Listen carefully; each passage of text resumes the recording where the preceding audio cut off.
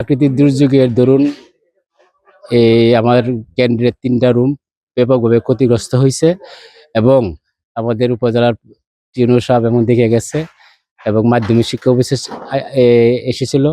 হ্যাঁ, আরো এলাকার গণ্যমান্য ব্যক্তিগুলো সবাই এসেছিল। আমাদের উপজেলার নির্বাহী মহোদয় এক বন্টিন মেরামত করার জন্য দিয়েছে। আমরা মেরামতের কাজ দ্রুত গতিতে সম্পন্ন করার জন্য চেষ্টা করতেছি।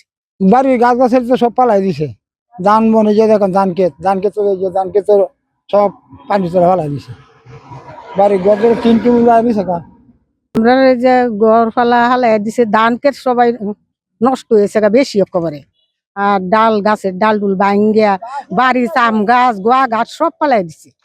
ঘূর্ণিঝড় এসে আমার এলাকা সহ আমার বাজার সহ সব জায়গাতেই গড়দর ভেঙে নিয়ে যায় এবং গাছপালা ফালাই দেয়। প্রায় জায়গাতে গেছি, প্রায় বাড়িতে গেছি, গড়দর সব ফালাই দিছে, পানিতে ফেলে রাখছে।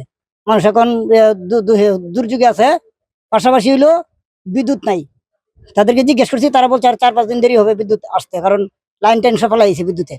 দুর্গাপুরে গতকালকে বৃষ্টিতে ঘূর্ণিঝড়ে অনেক ক্ষয়ক্ষতি হয়েছে। দেখেন বাস্তব এই চিত্র, ঠিক আছে। অনেক গাছপালা পুকুর অনেক কিছু ডুবাইছে, ঘর বাড়ি নষ্ট করছে। দুর্যোগে আমার ঘর ভাঙ্গা করিয়াছে সব ভাঙ্গা রুঙ্গা নার্ভাস করেছে। আসেছি সহ পিলার টিলার সহ সব ভাঙ্গালছে। গুজিরকোনা উচ্চ বিদ্যালয় একটা ঐতিহ্যবাহী উচ্চ বিদ্যালয়। এখানে দীর্ঘদিন ধরে একটা এসএসসি কেন্দ্র চালু আছে। এসএসসি পরীক্ষার্থীরা স্বাচ্ছন্দ্যে পরীক্ষা দেয়, কিন্তু গত রাতে প্রচন্ড ঘূর্ণিঝড়ে স্কুলের ব্যাপক ক্ষতি হয়। স্কুলই না খালি এলাকার অন্যান্য বিভিন্ন ফসল থেকে শুরু করে ঘরবাড়ি থেকে শুরু করে, বিশেষ করে স্কুলের এসএসসি পরীক্ষা চলমান অবস্থায় যে পরিমাণ ক্ষতি হয়েছে এটা অপূরণীয়। স্কুলে তো একাডেমিক ভালো একটা ভবন নাই, 4টা ভবনই ক্ষতিগ্রস্ত হয়েছে।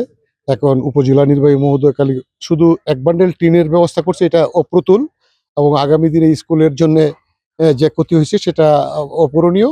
আমাদের অনুরোধ থাকবে, আপনারা যারা প্রিন্ট মিডিয়ার লোকেরা আছেন একটু কথা বললে আমরাও চেষ্টা করব যে স্কুলে যেন একাডেমিক একটা ভবন দেওয়া হয়, ভবিষ্যতে এসএসসি পরীক্ষাতে যাতে সুন্দরভাবে অনুষ্ঠিত হতে পারে। দুর্গাপুর উপজেলায় গত রাত বেশ কালবৈশাখী ঝড় হয়েছে এবং সেই ঝড়ে বেশ কিছু ইউনিয়নের ঘরবাড়ি সহ অন্যান্য প্রাকৃতিক সম্পদ মানুষের ক্ষতিগ্রস্ত হয়েছে।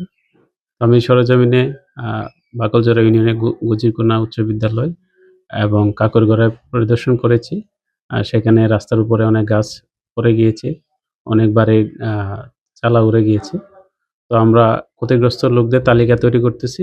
ওই পাশে প্রাথমিকভাবে আমাদের কাছে মনে হলো যে 50-60টা বাড়িঘর লোকজন ক্ষতিগ্রস্ত হয়েছে এবং আমাদের একটা এসএসসি পরীক্ষা কেন্দ্র, সেটাও 3টা রুম আংশিক ক্ষতিগ্রস্ত হয়েছে। সেগুলো মেরামতের প্রস্তুতি চলতেছে।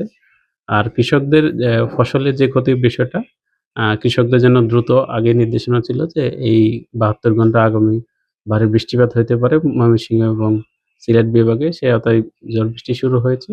কৃষকদের 80% ফসল পাকার পরে কর্তনের নির্দেশনা ছিল, সেই মোতাবেক তারা কর্তন অব্যাহত রেখেছে।